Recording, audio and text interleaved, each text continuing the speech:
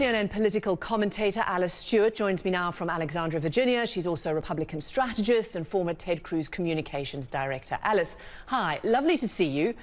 So we're hearing that the president is going to be handing out a chunk of pardons. What does that tell you, and how damaging is this, these last-minute reprieves for people who have been convicted in the American legal system? Well, it won't be damaging if it is your normal pardons and commutations that are typical and customary with any president leaving office or any governor leaving the governorship. These are customary. These are part of the role and responsibility that they have. The question will be, and the damaging aspect will be, is if he is pardoning people that should not be pardoned and people that have clear violations of the law, and he's doing it more for what Donald Trump unfortunately does a lot of things for. It's a transactional engagement. It is, what can you do for me if I do this for you? And that will be the big question. And look, it's not unusual for presidents to be granting pardons, but it is the scope and the scale of these that is causing a concern. I've spoken with people that have been at the White House recently, and this has been a big topic of conversation. But the key is, if he goes and gets too close to his inner circle and starts giving out many that are questionable, it will be long-term damage for him, and it will raise the question of why did he do this? And there's also the question of preemptive pardons, which he could give to friends and family members and allies, and that would be for actions that may have been taken place before now, that they may potentially face federal charges later. And so those will be a concern, because there's a lot of people that are friends and family members that names have been bantered about that may potentially receive them. Preemptive pardons, it just sort of defies logic in many ways, because by preemptive pardoning somebody or yourself, it means you're actually acknowledging that you've done something wrong in the first place. But let's also talk about the week ahead. I mean, goodness, what a week it's going to be. It should be celebrating the foundation of American democracy, the smooth transfer of power. Yet we see D.C. as a fortress and these terrible security fears about the inauguration. How sad does that make you? It's really sad, Robyn.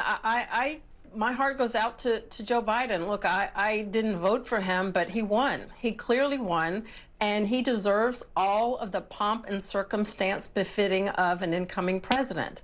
And it's unfortunate that so much is distracting from the celebration that he rightly deserves, as well as the incoming Vice President Kamala Harris, who the first African-American Vice President in the United States. Many Republicans, though, are challenging the legitimacy of this inauguration, this election. They're following the president's lies and conspiracy theories. Q-Anon, of course, fueling much of this sort of twisted logic.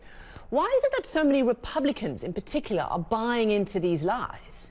Q-Anon, unfortunately, is getting too much attention. They are not representative of the Republican Party. They have not taken over the Republican Party.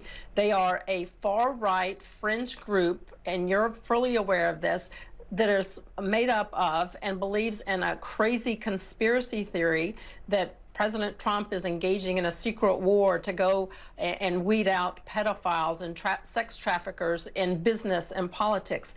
It is asinine, it's absurd, and it is completely ridiculous. But they have clearly made a point to latch on to President Trump, and they see in their mind and their, as you say, twisted logic, that it was their responsibility to try and stop the certification of the results and stop Joe Biden from being the president and make sure that President Trump continued to stay in power. But broadly, though, I mean, this is also fundamentally about the Republican Party at a crossroads. I mean, does the party stay on the course in D.C. or swerve off the road to Mar-a-Lago? I mean, has the party been irrevocably changed, broken even by this president? And what happens next?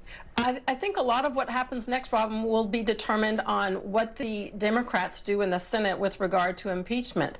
Now, if they move forward with the Senate trial and they go forward and convict this president with regard to the inciting the insurrection at the U.S. Capitol, then he would be prohibited from ever running for office again. So he would be restrained from running for president again and seeking some public office. That being said, I do think he will continue to be a voice in the Republican Party. He will certainly be a thorn in the side of many of his critics. He has raised a lot of money. He has a huge war chest and a long enemies list, and he has made it quite clear those who have opposed him, he will run opponents against them, which I think is unfortunate. Thanks so much for joining us, giving us your time and your expertise. Alice Stewart there, appreciate it. Thank you, Robyn.